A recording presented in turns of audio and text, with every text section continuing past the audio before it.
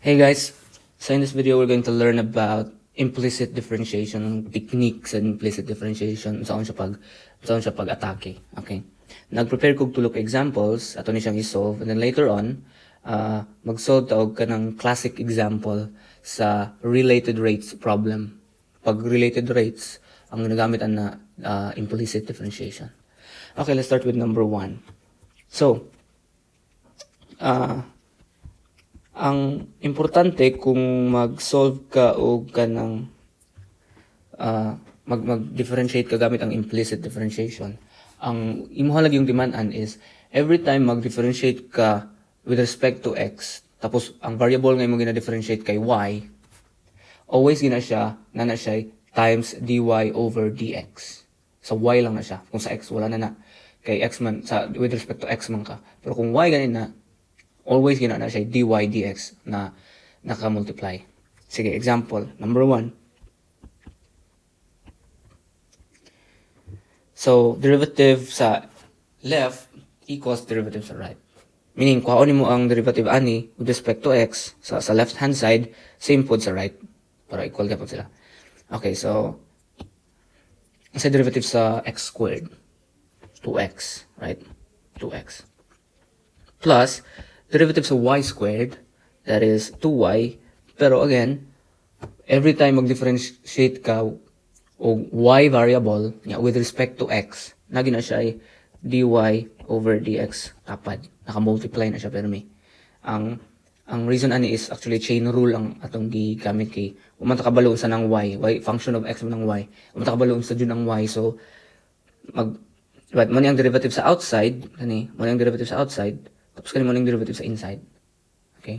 Chain rule yapon na siya. Equals derivative sa 5 is 0. Okay? Then, pwede na nato ni siya ma-isolate nato ang dy over dx. So, may mo ni siyang dy over dx equals negative 2x over 2y. Cancel dayon in 2, so natay negative x over y. And that's it. Muna siya ang answer. Muna ang derivative sa y with respect to x.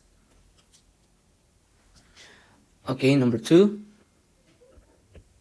Okay, so natin number 2. Same sa gibuhat ng ganina, differentiate nato ang left ug ang right with respect to x. Derivative sa y squared is 2y dy over dx. Okay, kalimti plus. Now, kanina ring apart, since product pa din sa x o y, kailangan nato magamit ng product rule rin. Okay? So, atong i-differentiate, ilahin nato ang ansa. Ilahin nato ni. Solve sa nato ning dx of 2xy. Nato na siyang i-solve. Before nato na siya, nato ibutang diri. Okay. So, constant man ang 2, igawas nato na siya to d over dx of xy. Product rule man na siya. So, 2 times, ang derivative sa product? Left times derivative sa right plus right times derivative sa left. Okay.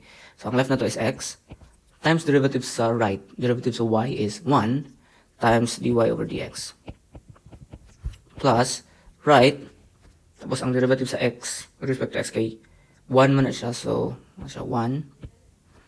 Ito na siyang i-simplify. So, that will be 2x dy over dx plus 2y.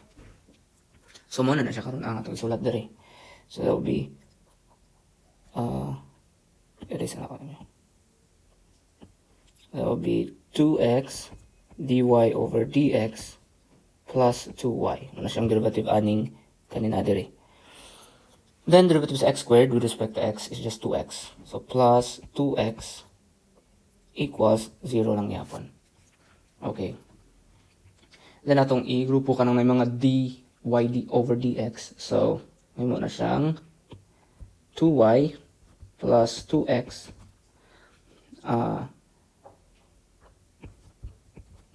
dy over dx. Tapos kani plus 2y plus 2x equals 0. Actually, pwede natin i-derive both sides by 2 para mawala ng 2. Okay, so divide by 2, divide by 2. So na lang kay y plus x dy over dx plus wala na dapat nang to, plus y plus x equals 0. And then solve na to ang dy over dx. Kani ito na ni sa right hand side. So dy over dx equals negative y minus x over y plus x. Okay? Pwede pa natin ma-simplify. This will be negative y plus x divided by y plus x. Okay? And finally, natay negative 1. So dy over dx is negative 1. So muna siya ang solution. Okay, ang last example na to, number 3. So naman tayo x plus y cubed equals e to the power of y times x squared.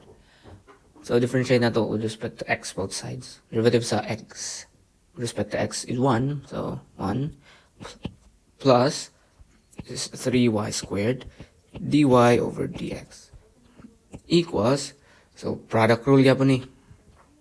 So left times derivative sa right times 2x plus right times derivative sa left e to the y dy over dx.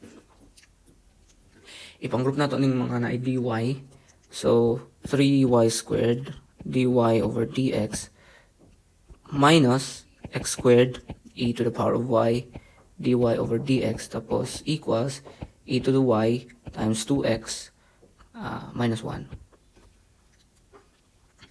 Then we have 3y squared minus x squared e to the y times dy over dx equals, ako rin i-simplify, so this is 2x e to the y minus 1. And finally, dy over dx is equal to 2x e to the y minus 1 divided by 3y squared minus x squared e to the y. That's it. So mag-answer tayo og word problem using implicit differentiation. A ladder 10 meters long is leaning against a wall. If the bottom of the ladder is being pushed horizontally towards the wall at 2 meters per second, how fast is the top of the ladder moving when the bottom is 6 meters from the wall? Now, so kaning diri sa right mo ni ang diagram niya. So nada kay ladder leaning against a wall, kaniyang wall being pushed sa bottom niya, gina-push daw siya.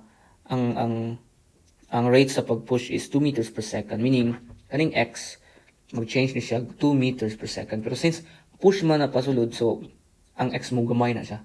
So ang dy over dx diri would be ang dx over dt na derivative sa x with respect to time is negative 2. Kay 2 meters per second ang rate, pero pasulod man siya, so nagagamay ang x, so negative 2. Tapos ang pangutanaan na is pila daw ang rate sa change, pila daw ning dy over dt kaning top sa ladder, mag-move man na siya dito padulong taas. Okay, when the bottom of the ladder is 6 meters, for example, na push na siya dari dapit, so na siya dari karon yang tumoy ana, let's say di na siya dari ang tumoy, ang kani isa na diri, so pag baliana na iyang gagway ana, so let's say 6 meters ni siya kalayo, let's say kana 6 meters. So kung pag-abot daw sa 6 meters, pila na daw ning rate of change kaning dy over dt. Pag solve ani, may na ning implicit, pero kailangan na to og equation para mo to atong i-differentiate. So since kay right triangle man, ang equation ani would be x squared plus y squared equals 10 squared. Okay, so karon na itong i-differentiate. So natay derivative aning left is 2x plus, this is 2y dy over dt, with respect to t man ang atong pag-differentiate ani. So, sorry. Again, this is 2x dx over dt plus 2y dy over dt equals 0. Tapos, divide both sides by 2, makakancel ning 2. So, ang nabilin is just x dx over dt plus y dy over dt.